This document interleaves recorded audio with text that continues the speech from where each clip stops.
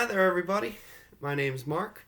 I'm the Sullivan County Poet Laureate, and I am here with you on behalf of the Sullivan Public Library Alliance and the E.B. Crawford Public Library to kick off National Poetry Month. Normally, my preference would be to do this in a library or at a public school or in a public venue, but given the current circumstances, for the sake of your safety and mine, the best that we can do right now is to bring poetry to you in your homes, on your phones, computers, and tablets. National Poetry Month is a special month for me in which I get to celebrate a craft that I cherish very dearly. And I figured I would do this with you today in a way differently than I normally would. Instead of sharing with you my own work, I'm going to share with you all poems that I chose from my own personal collection, poems that have been very important to me throughout my life and my development as a writer. I feel that this is a more adequate celebration of National Poetry Month than to just have me sit here at home in my bedroom and read you all poems that I've been writing. I hope that you all would agree. Bear in mind, this is my first time recording for viewing on the internet, and this is being pre-recorded. I will be on to share in with you all during the watch party. But unfortunately, given my current work schedule, because I am also an essential employee, I will not. Yeah, I couldn't do this live. So that being said, we're gonna kick this off with a poem by Billy Collins, who was the Poet Laureate of the United States multiple times, almost spanning an entire decade. He's what you would call he could be what you call the quintessential American poet of the late 20th and early 21st century. And I'm going to read to you a poem entitled Introduction to Poetry, which has always spoken to me ever since my first encounter with it, about a lot of misconceptions we have about poetry. So, Introduction to Poetry. I ask them to take a poem and hold it up to the light like a color slide, or press an ear against its hive. I say drop a mouse into a poem and watch him probe his way out, or walk inside the poem's room and feel the walls for a light switch. I want them to water ski across the surface of a poem, waving at the author's name on the shore. But all they want to do is tie the poem to a chair with rope and torture a confession out of it. They begin beating it with a hose to find out what it really means.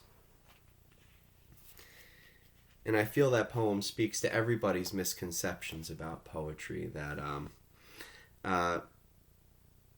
people overthink poetry all the time, when really all a poem is a piece of writing for which you as the reader interact, and you're interacting with the writer. And when you see it as that, as opposed to something that you need to force meaning out of, it can really open the world of poetry up to you, and it can make poetry such a great vehicle for you, especially in times like this where we could be feeling such a greater need for interaction than we normally would. A poem is a beautiful thing to interact with. Each poem is a gateway to interacting with the writer who created it. For anybody who is new coming to poetry, or any students who are viewing this, I highly recommend Billy Collins and all of his work. His poems are extremely accessible and very enjoyable to read. So next, I'm going to read a couple of selections from one of my favorite poets, Langston Hughes, who was a writer from the Harlem Renaissance era, and pre-Harlem Renaissance era and into the Harlem Renaissance era. His work speaks. His work is very very concise and speaks volumes. This is from his first collection of poetry entitled The Dream Keeper. A lot of these poems are actually very readable for readers of young ages and youths, and are just such wonderful pieces to read. The first being that being that we are in the month of April now, is April Rain Song. Let the rain kiss you. Let the rain beat upon your head with silver liquid drops. Let the rain sing you a lullaby. The rain makes still pools on the sidewalk. The rain makes running pools in the gutter. The rain plays a little sleep song on our roof at night. And I love the rain. And hopefully, hopefully the rain that we're getting will stop. I know has not been contributing at all, especially to anybody who is homebound. Homebound. The cabin fever, I know, can get to you, and the rain certainly does not help. The next poem I'm going to read from Langston Hughes is entitled Youth. We have tomorrow bright before us like a flame. Yesterday, a night gone thing, a sundown name. And dawn today, broad arch above the road we came. We march. And that poem, I feel, just for being such a short piece, has such power behind it to call at the end, we march. We march. You'd think that with a pile of books next to me, I'd have some sort of semblance of order about it, but I don't. All right.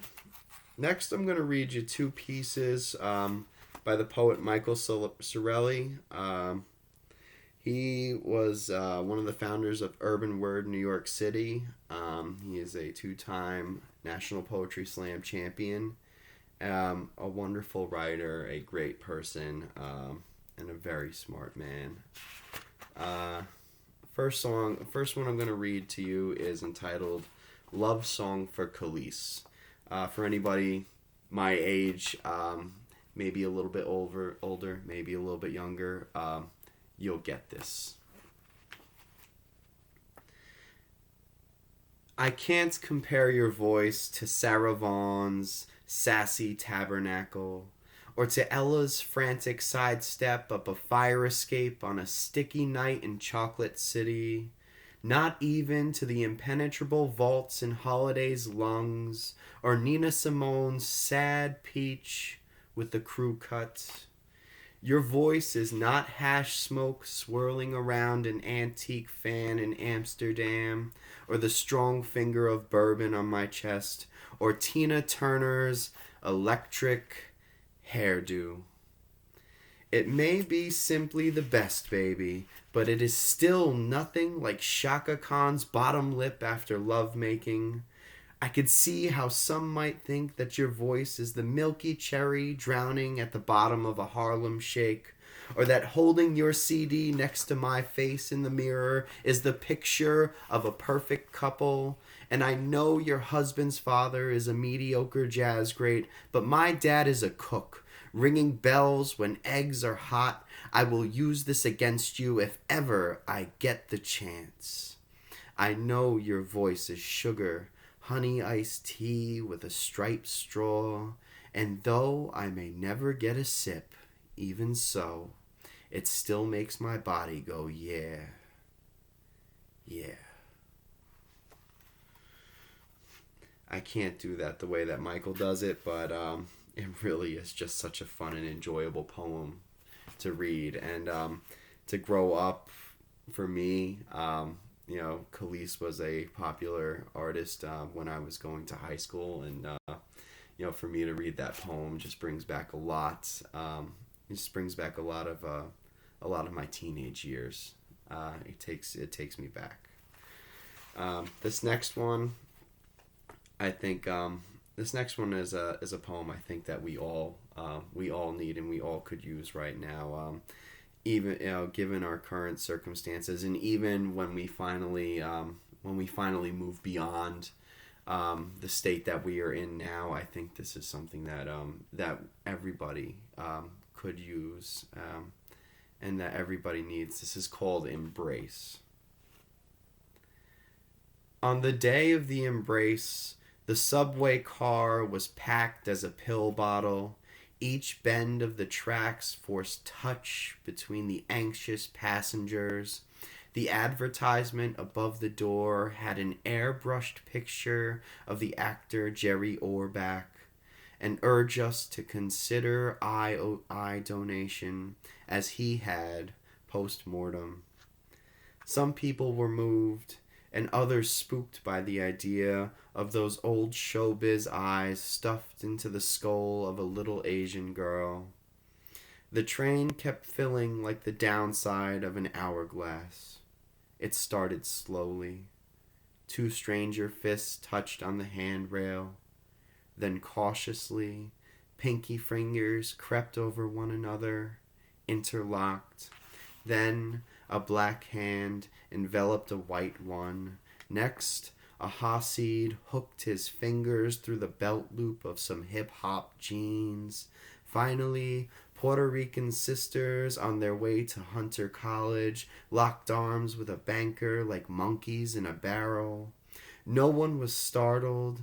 Nothing was sexual. As the momentum shifted more, an elderly woman took the glasses right off of a young man's face and softly rubbed her hands all over his nose, lips, ears. Strangers looked at each other in the eyes, deeply. They held each other, not the poles, as the train rocked along its tracks. That contact is something that I feel we all yearn for and we all need, and we're all going to be yearning for more as this progresses. So next up, I'm going to read a couple of poems from a poet that I was introduced to when I was in college, Kim Adenizio. These are from her collection, Lucifer at the Starlight. Kim's a very interesting author who has a great mind, a great eye for metaphor, and really is just a gem to read. First one I'm going to read is entitled "The Smallest Town Alive." The smallest town alive has one sign. Now entering, now leaving. You've passed through and won't come back. Goodbye. Your life was so many one-horse stoplights swaying on wires in a high wind, a lone dog crossing the street at an angle, a flurry of porches you won't remember. On this one I pose, barefoot in a dress, on the bottom step, an ice chip on my tongue, in my pockets a glowing coal I am trying to crush into a name. And I dedicate that one to all of our small rural communities out here in Sullivan County. The next I'm going to read as a call to arms for everybody who's watching right now, because we're all going to be indoors for a while, and I think that now more than ever would be a great time for anyone to take up a pen and as Kim puts it, sign your name. Sign your name on a scrap of paper. Crumple or tear it up and throw it away. That's how the world works, friend. Maybe you can't even get as far as gripping a pen. Maybe your hand is scrabbling in a few dirty grains of rice, or you're licking a tin plate, or just your fly-crawled lips. Welcome and farewell. You're stacked and stashed or set aflame, turning on the spit, the axis, the long pole that runs through everyone. If you're here, you're already nearly gone. Write if you can. If you can, give us a song. And she begins her book with that poem, and I feel it's a very strong call to arms to anybody, to just take up to take up a pen, to take up a pencil, write anything, a song, a poem, a story, anything. Especially now, if as we struggle with this, with this shelter in place and the social distancing, the more we seek adventure, the more we may see we have the ability to do it ourselves on our own, by making our own stories and making our own poems. Next up, I'm going to read one from Alice Freeman. This is a poem from an earlier collection of hers. Again, a poet I was exposed to in college. This is from her collection called The Book of the Rotten Daughter. It's a piece called The Talent Show. Easing herself up on her walker, she shuffled into the cleared space. It was back home again in Indiana, and maybe because she'd had it up to here with being tractable, or that the singing part of her knew not every note had landed in the right place, Bertha G. sang it again and then again, until the new moon hay in all its fragrance quivered into its ricks, and everyone clapped. Next, Rose, of the hair ribbon to match, rose and, trembling in the old way of patriotism, unleashed the star-spangled banner, only to lose it in the high reaches of rockets and red glare. Then Joe, practicing his tune all morning on the clarinet, disappeared, sending social services scouring the halls in a fluster to find him, while the aides whooped and lined themselves up, swinging to the beat of the cha-cha slide, stomped and shook their booties, and everyone said the day was a big success. Better than bingo, or the time Jungle Bob, with the snakes and turtle that never came out of its shell, dragged in the dog, trained to whimper and lay his head in everyone's lap, and they all petted it because they were told, except Mother, who wanted no part of it. Then, hooray! Ice cream in cups and cupcakes with sprinkles, and everyone unwrapped their own wooden spoon, except Armine Bonner, 116B, who will not let go of her dolly for anything. 2 years ago, Mother would have said the whole thing was hokey. America's old, the new adorables, the alt cuties. But I have faith. I watched Armine Bonner pinch her baby with her left hand so she'd have something to comfort with her right. And Bertha's still singing her Indiana song up and down the corridors while the red balloon tied to her walker bobbles over her head like bloody sunshine or a trophy for roaring. And I picked that poem especially now because, it sheds light on a subject that a lot of us overlook, and that is the fact that that especially now there are places where a lot of our elderly are right now without contact with the outside world, and without experiencing the same things that we may be, and we need to keep them in our minds and in our hearts, especially during this time. Please, if you have those elder to you, check in on them as you can, especially during this time, because even the elderly and those those without family get lonely. I know that there are many that are in nursing homes and assisted care facilities that are struggling with this more than we may be in our own homes. Let's see.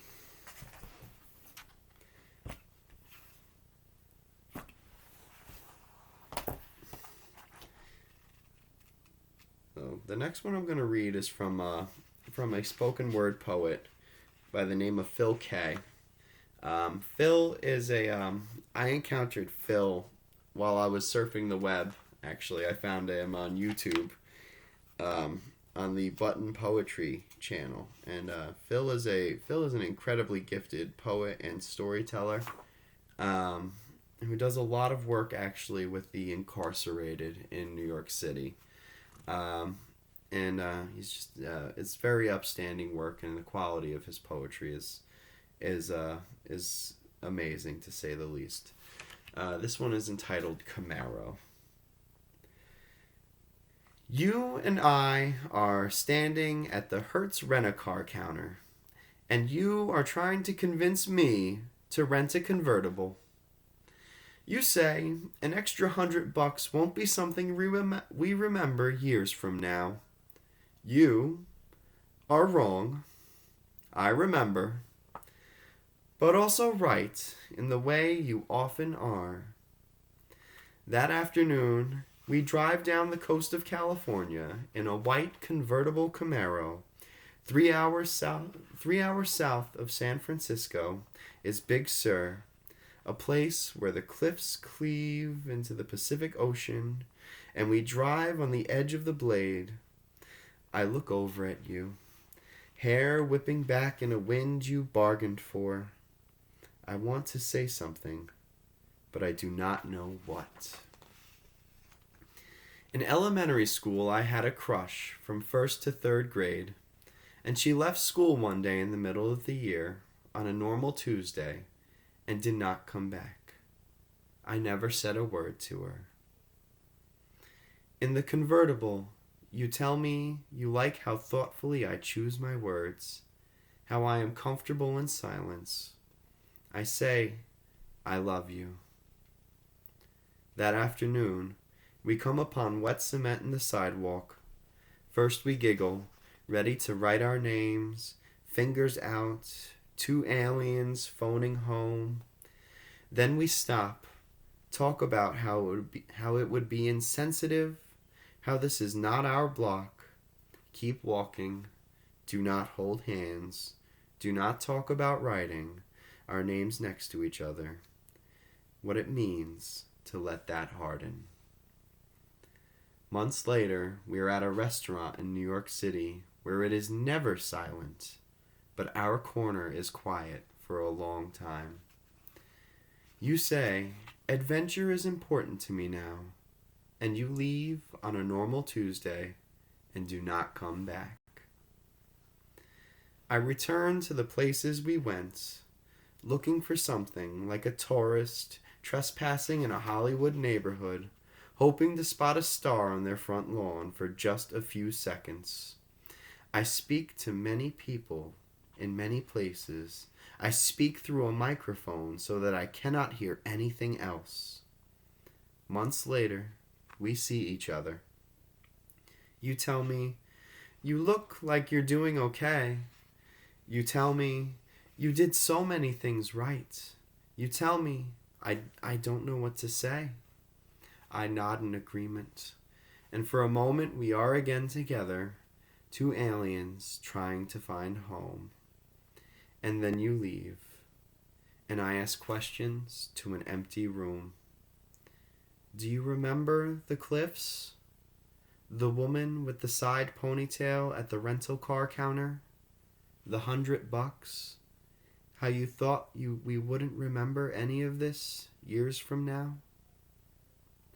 I remember.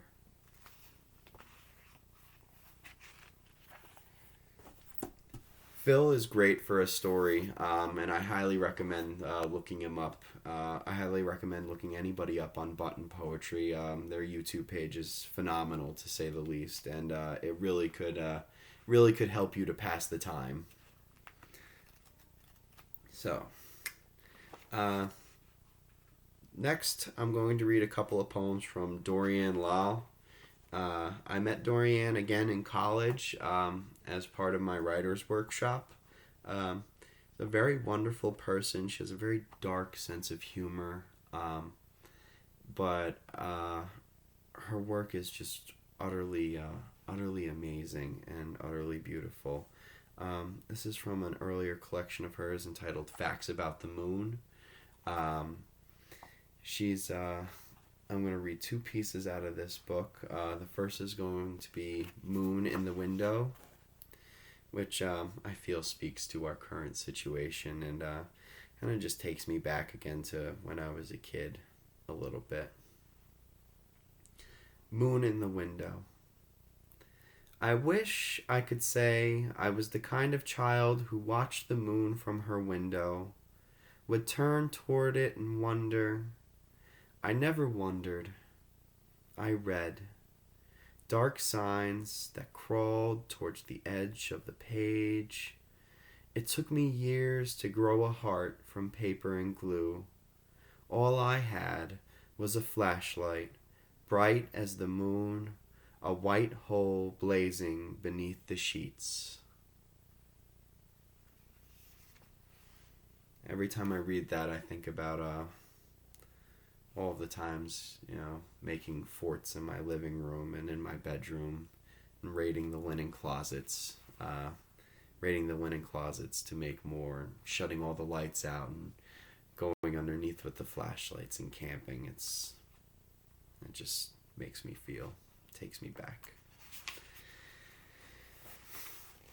And then this one I think is just a poem that we could all use right now, especially given that our winter temperatures are staying around and this rain is just unrelenting, and I think we're all looking and waiting for it to finally happen, and we want it to be here now. So I'm going to read a poem entitled Come Spring. The first warm days of spring, give them to me. A tepid rain, crocus poking through last year's leaves. Give me the heart of it. Pale yellow, frail blue, trees bare but for the hard buds, the few birds. To hear the screen door slam again. To shoo the flies from the house, the bold fruit. I'll take all of it, mother of summer, the smell of manure shoveled over the potatoes, diesel fumes from the refuse truck, scent of creek bottom, feral, lime-laced, cracked effusion of rotting eggs. Every sinus infections and rusty rake tines sunk in rank earth near the shed, mushroom spores, the asthmatic crank of winter-bound bikes, fevers, flu, cold sores, loose ends, even the crows, hawking their dull black cloaks for the shiny wings of iridescent spring. Let them ride the rippled air over the barren Sunday parking lots, the farther fields where the weeds will grow thorny, wild, and tall. Spring is coming, I promise, and I sincerely hope it comes to us soon.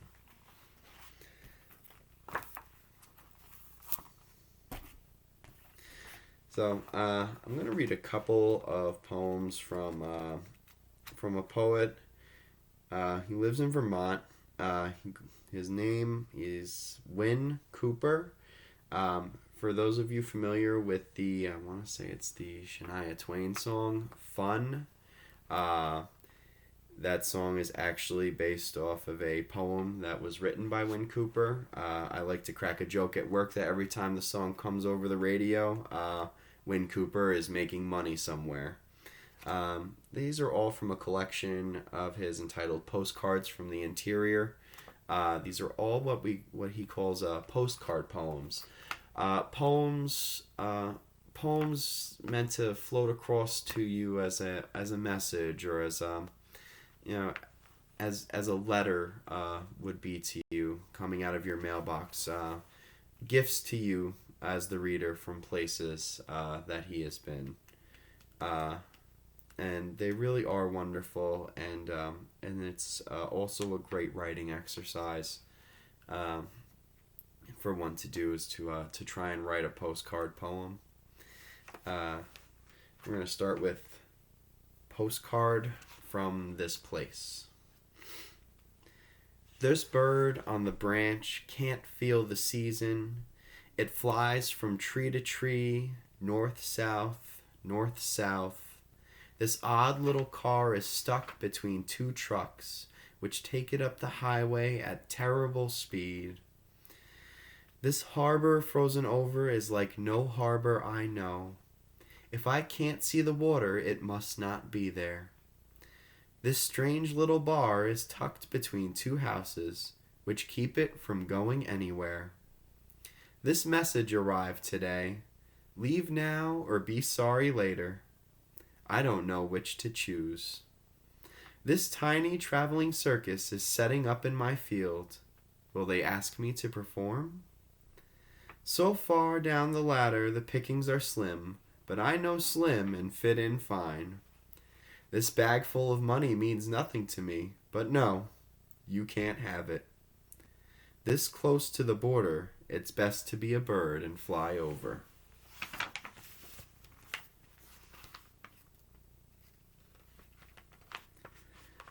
And because it is coming, Postcard from Fishing Season. Not the land so much as who lives here now. Not the way that man stares me up and down. Just what is he trolling for, exactly? Not the mud into which my car sinks, on the road that follows the river I live on. The one fishermen love for its lack of fish. The better to sip beer, tell stories that exist for just this reason, the subject of fact and speculation, what makes us try to catch them. And that one's for everybody out in Trout Town who may be tuning in. And finally, the title poem from the book, Postcard from the Interior. A mess beyond what I thought possible. This crooked house I found while hiking, couches buried by papers and magazines, tables sinking under knickknacks, chairs covered with clothes from decades ago, whole rooms lost to boxes and bags. Somehow the wallpaper matches it all. Yellow-brown, dust gray, content, turning to form from floor to ceiling, a sight to behold on this bright spring day.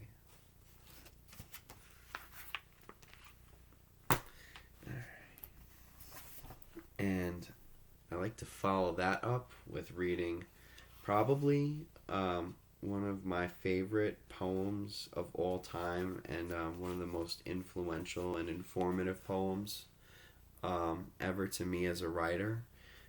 It is by Raymond Carver, who is an American poet and short fiction writer.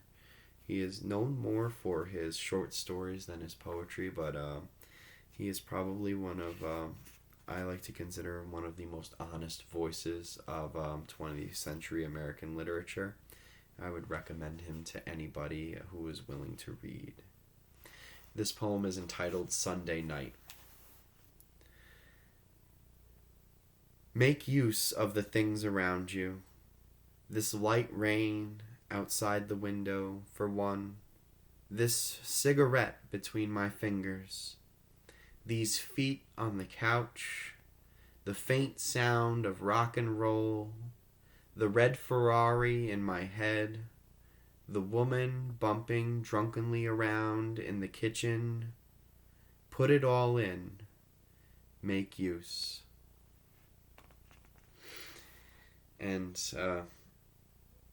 I like that poem so much because it really is, it just tells you how to write poetry.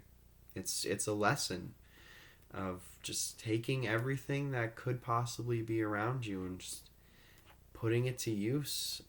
Anything. You can find poetry in anything and anywhere, and you need to just, you can do it just by looking around you and making use. And I feel that reading that after reading Wynn's postcard poems really is good to pose a challenge to any of you who are tuning into this, who are willing to partake in a challenge, as we're all homebound during this shelter in place. We all have the opportunity to take in the things that are around us, make use of them, and even produce our own postcard poems, our own postcards from the interior, our own postcards from isolation. And I feel that that's a good standing point for anybody to take into a workshop, and I would be more than happy to try my own hand at it, and I would love to see some of you try your hand at it, and I'm sure the library would love to see those attempts recorded and shared to them or posted to the library page. That I feel is a good way to close out this opening to National Poetry Month, with some good poetry and a challenge for us all to produce some poetry of our own, so that we can continue this celebration. I'm going to read one final poem to you all. But bear in mind, this is not going to be my last, this may be my first appearance online, but this is not going to be my last appearance online. I intend to be recording and sharing things to all the library pages, for all Sullivan County libraries throughout the course of the month as the shelter in place continues. So be on the lookout and check the Facebook pages for the libraries as we go. I'll be recording for E.B. Crawford Library, Western Sullivan Library, Mamakating Public Library, and all the and Grahamsville Library, Fallsburg Library, essentially all libraries for Sullivan County. And I am seeking other poets to assist me in this. So if you are interested and willing and able, please reach out. You send a message to the library's Facebooks, and they will get you in contact with me, and we can all hopefully come together and make the best of a National Poetry Month at home. But to close out, I think this would be I think this is a fitting poem. It's a wonderful prose poem, and it's something great really to bring the night to a close and essentially put the evening to bed.